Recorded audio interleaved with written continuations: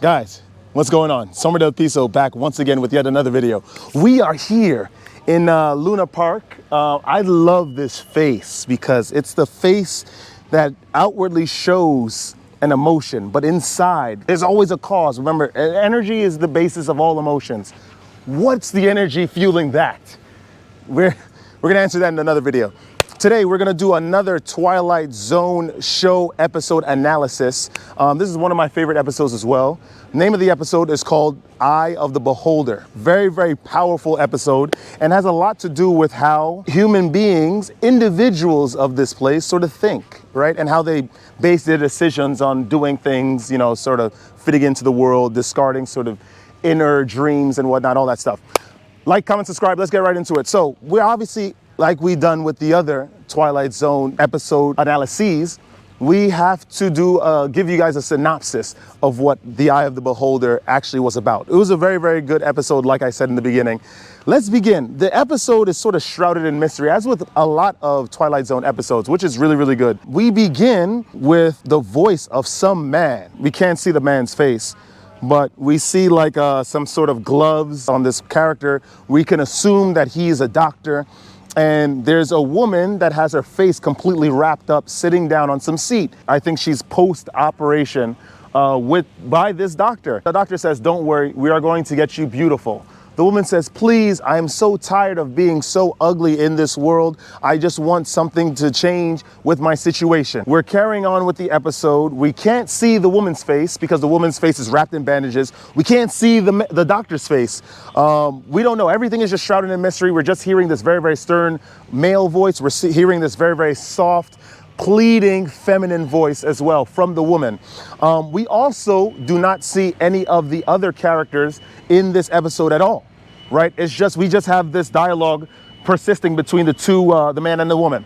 So the man, the doctor, you know, tells her as the episode carries on, "Listen, this is the 8th or I forget what number, but this is the final operation that we can do. If this doesn't work, we have to give up. We're not gonna do this anymore with you."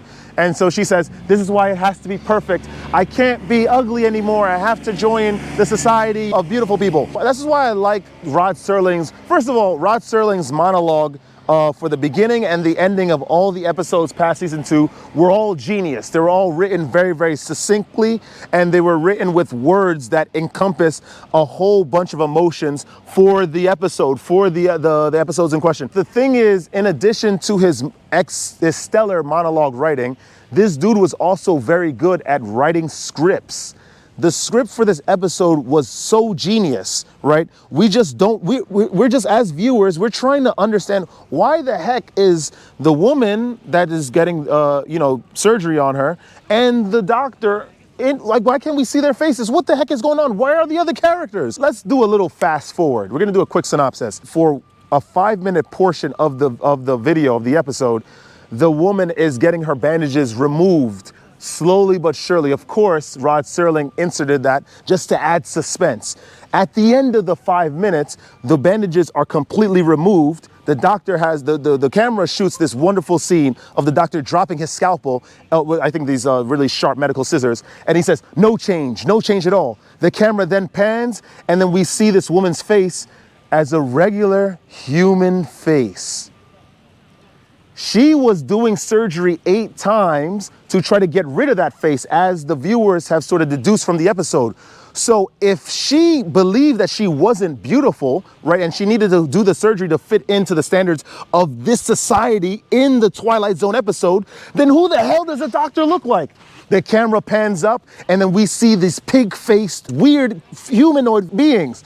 The doctor has the pig face. His assistant had the pig face. The secretary had the pig face. The woman is screaming, and she runs, not in fear of the pig face, but in fear of looking at herself in the mirror and not able to fit into that society. As she runs out, we have like this sort of Hitler-esque speech of this sort of dictator, right? This sort of government leader. He said, "We will blanket the world in monotony. We will blanket the world in sameness. There will be one order, one rule, one law, and everything will be the same," right? It was so, and the music, the score at the time, of course, a lot of horns, a lot of tubas, right? Just to add effect to what's going on. As she's running through this whole hospital edifice, She goes to an elevator. She sees the elevator full of these pig-faced humanoid beings. Then she runs, she's running through she's seeing all of these guys. She then bumps into this young man with nice polo on, right? That also looks like her, that wasn't a pig-faced humanoid. Then the doctor comes and meets her at that room that she escapes in. She says to the guy, listen, we tried so hard to make her face beautiful, but alas, she will stay ugly like you guys. You must take her to your society that's remote, away from this place, right?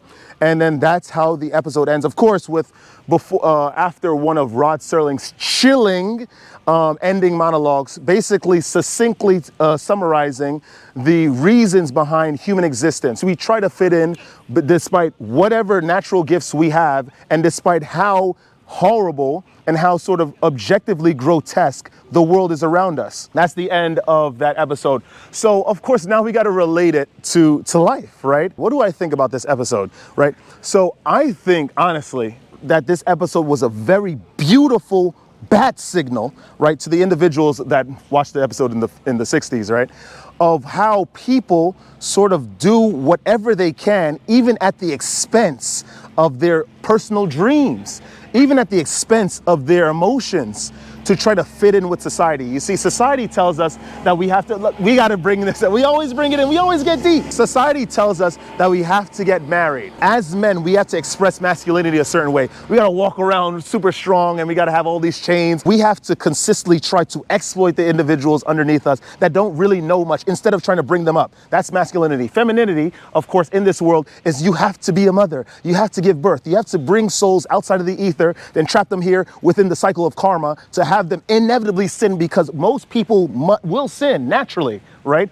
There are very, very small, even out of the minority will actually objectively have a bird's eye view of what the heck metaphysically is going on this planet and do something about it and try to sever the cycle of karmic debt. This episode teaches us, right? It shows us that despite how ugly the world is, despite what the world tells you about yourself, right? You can be an individual like Semen Del Piso who preaches celibacy, metaphysics, and religion of all forms into the entire world, right? And the world will hate you naturally, because in all the texts they said that that's just going to be the case. But you must still do it because it's the objectively right thing to do. You must always do the right thing. Teen Titans episode, Robin was angry, right? We're bringing in another episode right into this. It makes sense, trust me. Just stay with me, guys. Robin goes up the mountain. He has to try to stop this villain, and this villain is clearly cheating. Robin has to do the rite of passage. He has to go fight the snake. He has to go fight the bear. He has to go fight whatever other animals that sort of symbolize some sort of aspect of the human consciousness and personality in order to triumph. And he was thinking about cheating. What did the old woman, disguised as the Grand Master, said? There is an easy way up the hill, and then there's a right way up the hill. In life, we get lost, right?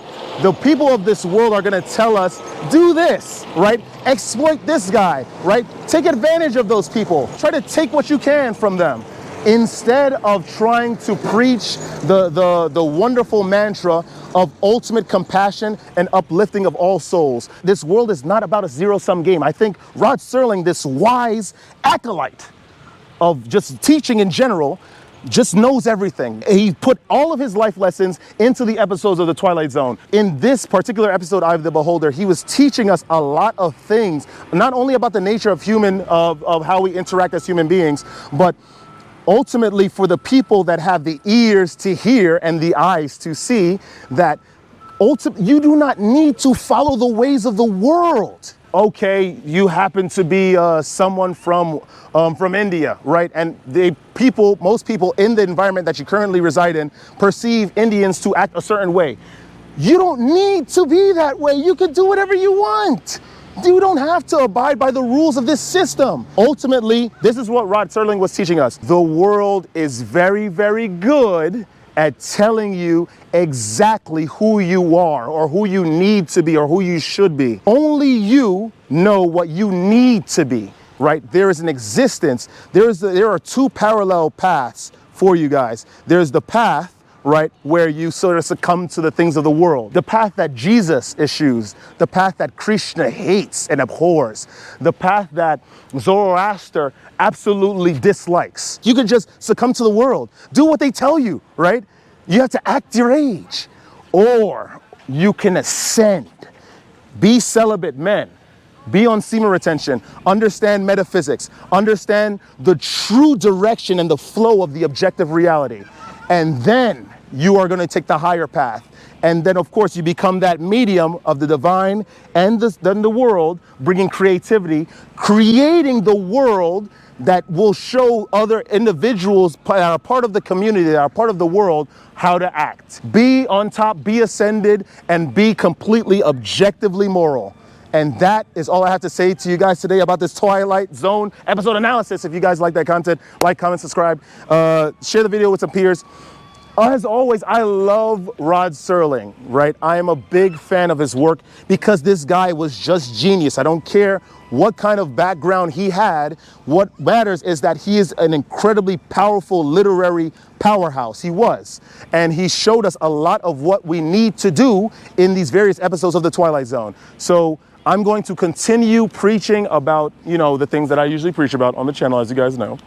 In addition to talk about the Twilight Zone, because it was such a good show, man. I'm telling you, you guys are really missing out. Very, very good show. In addition, try out the Jordan Peele one. The Jordan Peele interpretation of the Twilight Zone is really good. We're going to do some analysis on those episodes as well, just so you guys can get a picture of what this guy, how he sort of took the Rod Serling thing. So don't ever let this world get you down. This world obviously is full of phantoms, right? It's full of individuals that are not going to necessarily invite you to the tea party, right? If you're being yourself. But it doesn't really matter, does it? Really, because you're being yourself. And that's the realest thing that you can do. And stay radiant. I shall see you guys in the next analysis video.